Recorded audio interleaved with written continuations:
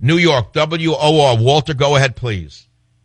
You know, Michael, you're bringing Megyn Kelly's prediction on her show to fruition here right off the bat. Whoa. I don't know what you're talking about. Who is that woman? What does she have to do with this very important case? Why are you bringing up a leg twister for the show today? What does she have to do with anything? Because she predicted exactly what you're doing. She predicted that the right wing was going to go after Judge Roberts in any way, shape, or form.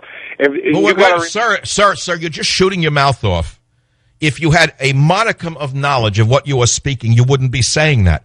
Because it was the New York Times, your holy grail, that wrote in 2007 that the medication that Roberts was on would affect his judgment. Are you aware of that? And you're just falling into the trap. Shut up. If you don't respond to my arguments, I'm going to throw you off the show. Don't repeat your big lie. I'm a man. And I'm not going to let you run me down with your lies. Your holy grail, the New York Times, wrote that his medical treatment would affect his judgment in 2007 because they were trying to set him up for impeachment, fearing that he would be too conservative. And now that he's too liberal, they're not mentioning the medication and his insanity. All right, take a walk with your heavy breathing. That's all. And if you think I made that up, I want you to look it up. August 1st, 2007. Roberts facing medical option on second seizure.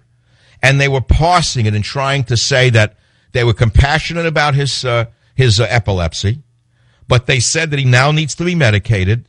And then the New York Times wrote, but the drugs can have troubling side effects, including drowsiness or insomnia, weight loss or weight gain, rashes, irritability, mental slowing, and forgetfulness.